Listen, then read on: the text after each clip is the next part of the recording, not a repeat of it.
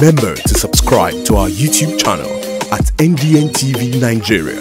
Click on the subscribe button and be the first to get notifications. Minister of Niger Delta Affairs, Mr. Okon Umana, has assured Niger Deltans that the white paper on the forensic audit of the Niger Delta Development Commission (Nddc) will soon be out. Umana gave the assurance recently while presenting the scorecard of the President Muhammadu Buhari administration and observed that the Nddc had undergone substantial reforms in the last 8 years to enable it deliver efficiently on its mandate to aid development in the Niger Delta region. In September 2021, former Minister of Niger Delta Affairs, Senator Godswill Akpabio, submitted final report of the Nddc forensic audit to the presidency.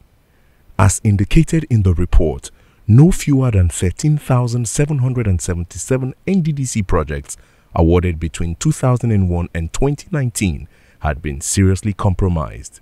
After carrying out a thorough review of the report, President Buhari last month directed the Nddc to cancel some 1,301 projects awarded over a period of 20 years for which contractors received mobilization fees but were not executed.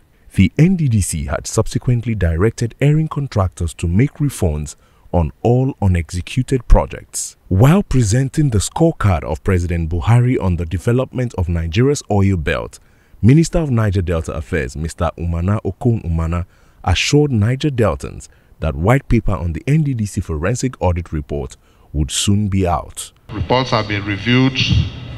A committee is working on the white paper, which will be issued very soon.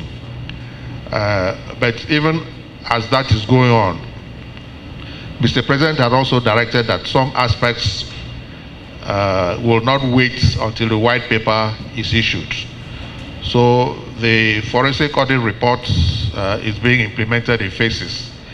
And so far we've taken actions to terminate some of the contracts which were awarded and did not follow due process, or for which mobilization advances had been received but work had not commenced, or contracts which virtually had been abandoned. Mr. Umana further observed that in addition to entrenching a culture of transparency and accountability in the operations of the Nddc, the Buhari administration had taken measures to ensure improved service delivery by the Commission.